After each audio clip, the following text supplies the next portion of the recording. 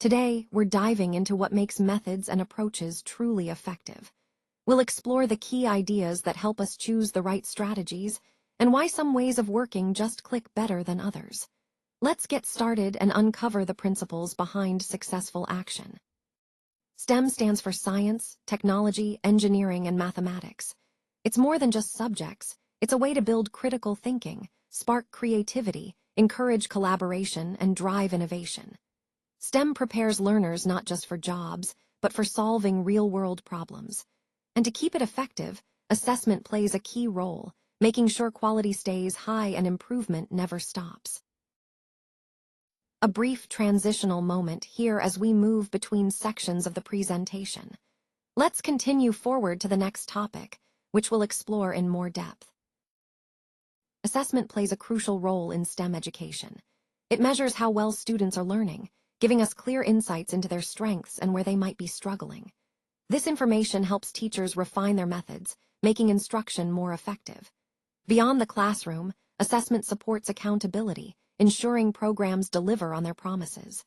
Ultimately, it's about creating a cycle of continuous improvement for students, teachers, and the entire educational system. When we talk about assessing STEM education, there are several key methods we use. Formative assessment happens along the way, through quizzes, observations, and discussions that help guide learning in real time. Summative assessment comes at the end, like exams or final projects, measuring what's been mastered. Peer assessment invites students to give each other feedback, encouraging collaboration.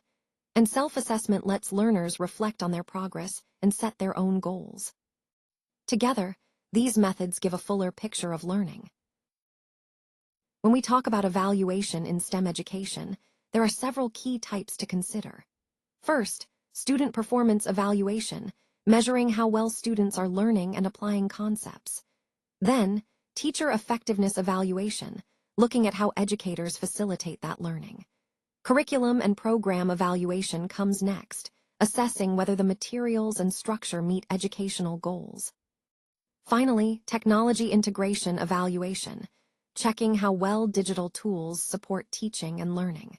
Together, these evaluations give us a full picture of what's working and what needs improvement. When we talk about key evaluation tools, we're looking at a range of methods that give us clear insight into student performance.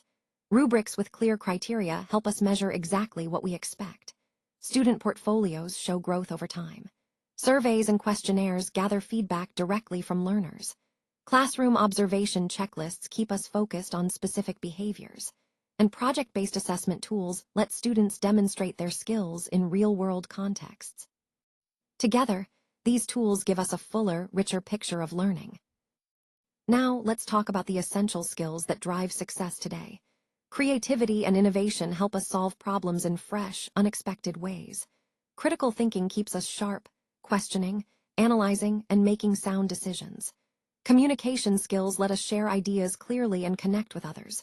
Collaboration and teamwork bring diverse strengths together, making the whole stronger. And digital literacy, well, that's how we navigate the tools shaping our world. These 5 skills are the foundation for thriving in any field. When we look at assessing STEM education, several challenges come into focus. First, learners come with diverse needs. No one size fits all. Then, STEM itself is interdisciplinary, blending science, tech, engineering, and math in ways that don't fit neat categories. Measuring creativity and innovation adds another layer of complexity. Plus, we often face resource and technology limitations. Together, these factors make assessing STEM both vital and uniquely challenging. To evaluate our STEM program effectively, we start by collecting both quantitative and qualitative data. Numbers tell us what's happening, while stories and feedback explain why. Next, we analyze student achievement trends to spot patterns over time. We also gather input from stakeholders, teachers, students, and parents to get a full picture. Finally, we benchmark our results against established standards and goals, making sure we're on the right track and ready to improve. We're looking at a school that shifted to project-based STEM assessments, and the results are clear. Students became more engaged. They wanted to dive in and explore. Collaboration improved, too, as they worked together to tackle challenges. Their problem-solving skills got sharper, fueled by real-world connections that made learning feel relevant.